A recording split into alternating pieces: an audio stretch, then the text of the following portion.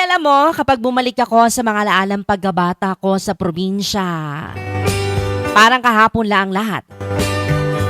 Yung simpleng buhay, yung bang mga bagay dati, Madi, na hindi mo pinapansin pero ngayon, namimiss mo na. Madi, tuwing umaga, gigising ka sa tilaok ng manok at hindi sa alarm clock.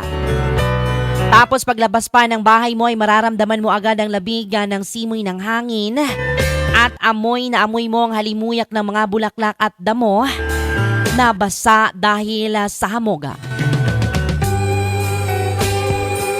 Yung tipong hindi mo na kailangan magmadali. Dati, yung bang walang cellphone na hawak-hawakan, kundi pamalo lang ni nanay kapag late ka nang gumising.